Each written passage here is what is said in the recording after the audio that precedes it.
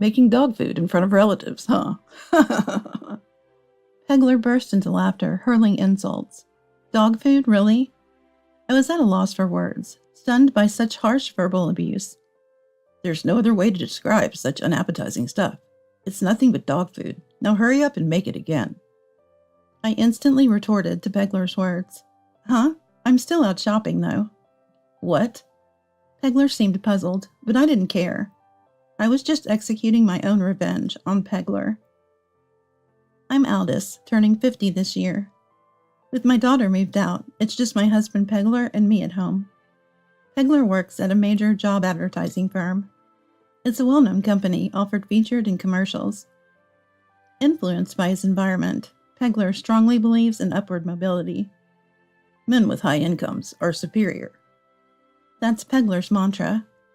To earn more, he works late into the night. I've been secretly rooting for Pegler's hard work.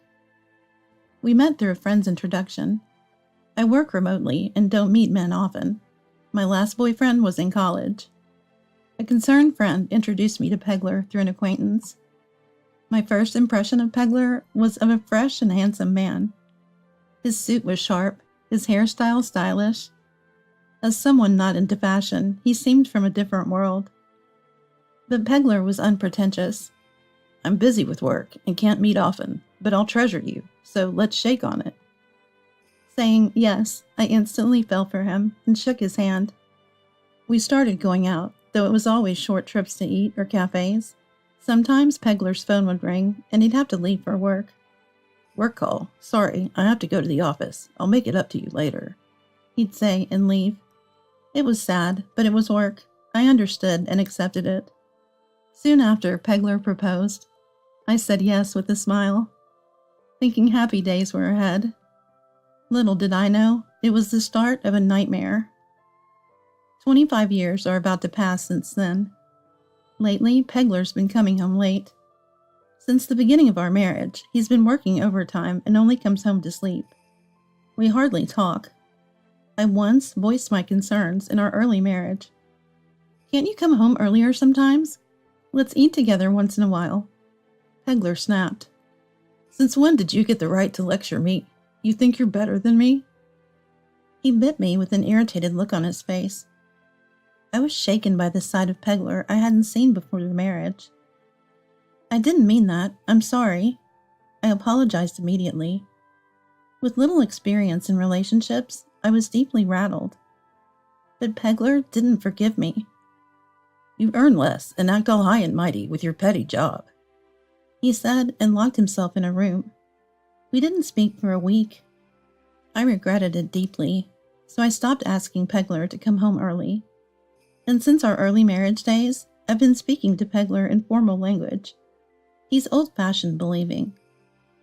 A woman should walk 3 steps behind and follow in silence. Show me respect. Of course he says that. I lost my parents early and didn't know what a formal family looked like.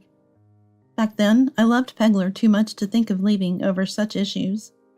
That's why I really don't want to break up over something like this. So I had no choice. Yes, I had no choice but to obey. Before marriage, Pegler was very kind. He always cared about me. He cared for me and never forced formality or looked down on me.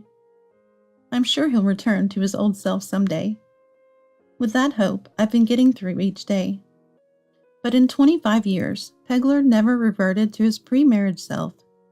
I've been struggling every day, drowned in despair. One day, I'm home, tired. I'm going to take a bath. Pegler yawned as he walked in. Welcome home. The bath's ready. I hurried to greet him. It was 2 a.m. He must have come back by taxi. I neatly arranged Pegler's shoes. He had carelessly taken off. Then I noticed something odd. A whiff of perfume came from Pegler's shoes. He always wears cologne before work, but this scent was new to me. I wanted to confront him right away, but Pegler had already gone to the bath. Confronting him would probably just end in him lashing out. Just the perfume wasn't enough evidence. Reluctantly, I gave up on asking him about it. Weeks passed. The unfamiliar scent still lingered on Pegler's shoes. By then, my feelings for Pegler had cooled. A man who might be cheating? No thanks. Pegler probably thought I wouldn't bring up divorce. Even if I quietly divorced him, it might not affect him much. I didn't act openly. Then one day, Pegler suddenly spoke to me. Next Sunday, we're having a family meal at my parents'. Help Mom out on the day, okay? Yes. Every year, Pegler's family gathered for a meal. I'd go early to his parents' house to help his mother. Mother-in-law Roughton always cooked with great care. I mainly cleaned and tidied up. Since my father-in-law passed away the year before last, we skipped the meal last year. Thinking of this, Pegler seemed pleased. Speak is coming back for it, too. Speak, our daughter, was away for university. Pegler adored her. Yes, I replied indifferently. Then came the day of the family meal. I was busy with preparations at my in-laws from morning. I carefully cleaned the living room, the venue. Roughton, polishing the altar, said, I hurt my back the other day. Sorry to have you do so much, Aldous. Roughton, frail and kind, was so different from Pegler. While I was busy, Pegler arrived. Are you helping Mom properly? She's got a bad back. You handle the relatives. He laughed. Pegler. Roughton scolded, but he didn't care. Ah, so noisy. Can't wait for Speak to come. And went to his old room. He'd probably relax there until the event. At that moment, Roughton asked, Can you buy some more liquor? Yes, I'll go now. I hurried to the store. While buying liquor, my phone rang. It was Pegler. I felt weary, but couldn't ignore it. Hello, I answered reluctantly. It seemed Pegler was already in the living room, noisy with arriving relatives. Then Pegler said something unbelievable over the phone. Making dog food in front of relatives, huh? Pegler laughed heartily as he jeered. What? I was baffled by Pegler's remark. I dumped all the dinner in the yard. And he was loud about it. Because of Pegler's loud voice among the relatives. Pegler, isn't that a bit disrespectful to your wife? The dishes looked so delicious, and throwing them in the yard is such a waste. I heard someone defending me. Dog food? I was at a loss for words at such terrible insults. Pegler seemed to care little about my or anyone else's feelings. That nasty stuff. What else could it be but dog food? Just go ahead and make something new. He said, laughing wickedly. I quickly responded to Pegler's words. Huh? I'm still out shopping, you know. So it's impossible for me to serve dinner right now. What? Pegler sounded confused. I'm at the supermarket. It's a 40-minute drive, so how could I possibly make anything? I argued back, but Pegler wasn't convinced. Then who made this meal? It's steaming hot and looks freshly made. Mom said she didn't cook it. That leaves you, doesn't it? Pegler seemed puzzled, but I didn't care. Anyway, I'll be back soon. Let's talk then. With that, I ended the call. Whatever hell Pegler was about to face, it was none of my concern. He would surely regret it deeply, but that's fine. I was only executing my revenge on Pegler. I'm back now. I returned to my in-laws' house, carrying bags of booze from the supermarket. Miss Aldous, I'm so sorry about this, Roughton said to me. Probably having heard Pegler's rude comments earlier, she looked a bit uncomfortable. As I was dealing with Roughton, Pegler came storming into the entrance. Seeing me, he started yelling. You cut it out. Making up nonsense about not cooking that awful meal? Your cooking isn't fit for humans anyway. Pegler, how dare you speak to Aldous like that? Roughton scolded him, but it didn't seem to affect Pegler.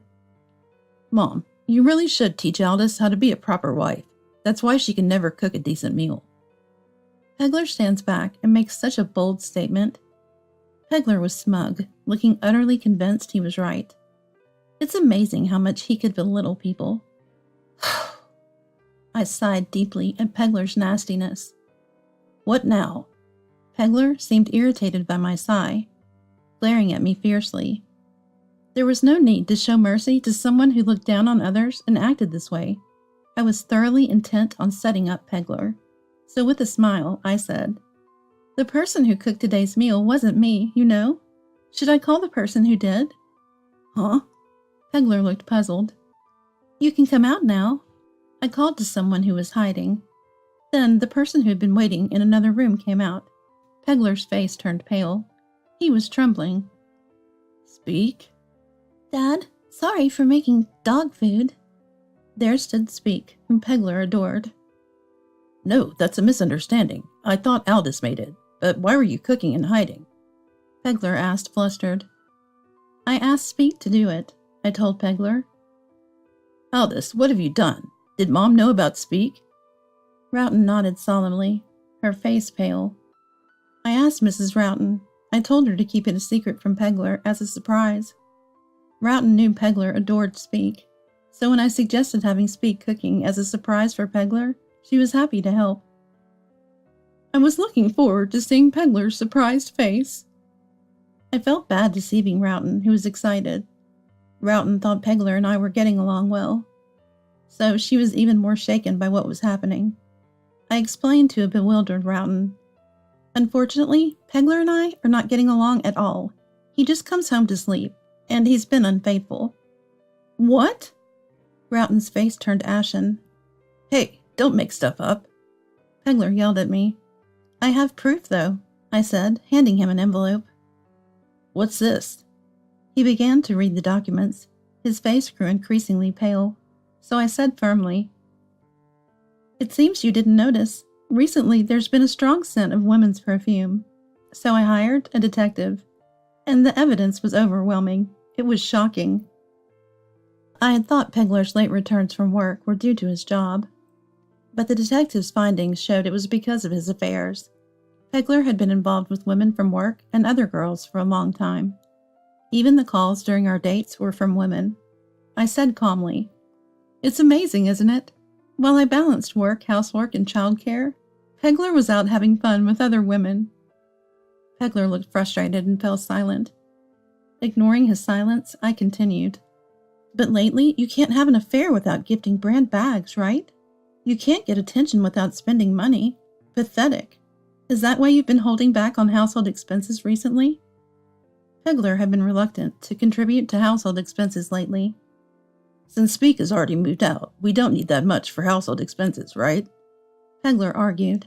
Even when I objected, Pegler wouldn't provide for household expenses, so I had to manage with my own income.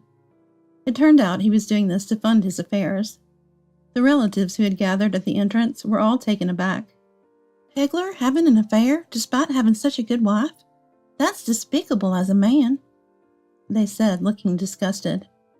I firmly declared to Pegler, I'm divorcing you, Pegler. Maybe you should remarry one of your mistresses.